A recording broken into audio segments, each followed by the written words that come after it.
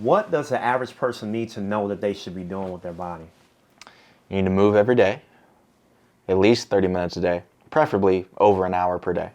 Movement can mean walking, it can mean jogging, it can mean weightlifting, it can mean jump rope, it can mean dance, it can mean ice skating. It's all cardio, but you need to move every single day. And you need to eat things that are real food, meaning if God didn't make it, don't eat it. If it isn't an animal that was at one point alive, or if it isn't something that grew from a tree or from the ground, don't eat it.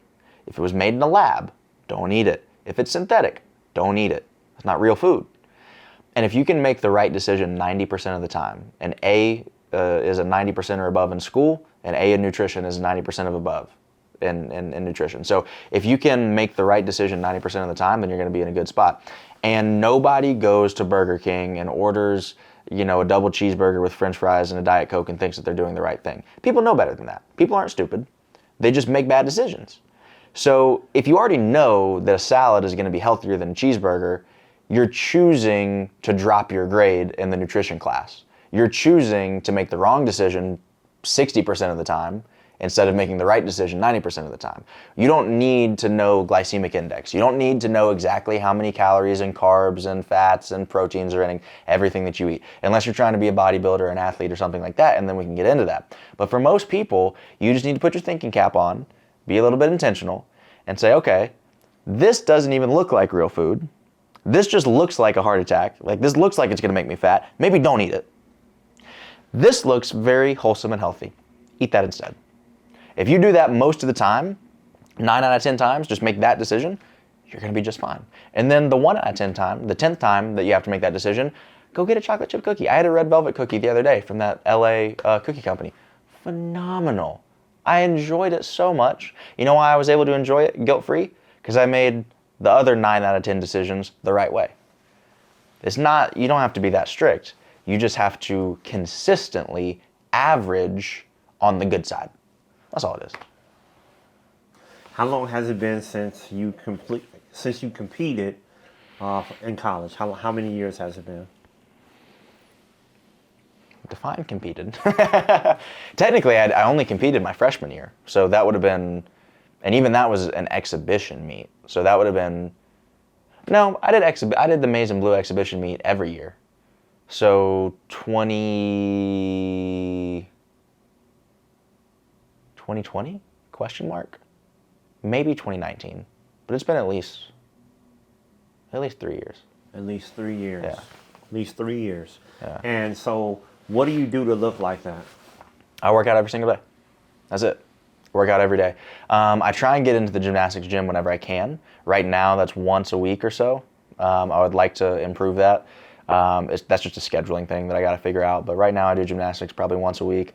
And then I lift weights every single day. So it's not always a crazy intense, 2-hour go type of workout, but I do some form of resistance training every day. And then I mix in cardio, 2-3 times a week, and that's it. Oh. It's truly nothing special. Like, if you look at the workouts that I do, yes, they're hard. I never do straight sets. I never just do, 5 sets of 10. I don't do that. I think that's the biggest waste of time. I think it's stupid if you're focused on hypertrophy. It's the worst way to work out. It's also the least efficient way to work out. It just doesn't make sense for somebody that's got a busy schedule. So Superman Shred, supermanshred.com, that's where I do a lot of this type of personal training with entrepreneurs and busy professionals, because I understand that they don't have 2-3 hours a day to work out, and so you have to structure your workouts differently. So the way that I work out is I use a lot of supersets and drop sets. So if I do a set of curls and I do 10, I do that with 40-pound weights, I'm immediately going to drop to 25-pound weights and keep going, because my muscles had hit failure at 40 pounds but not at 25.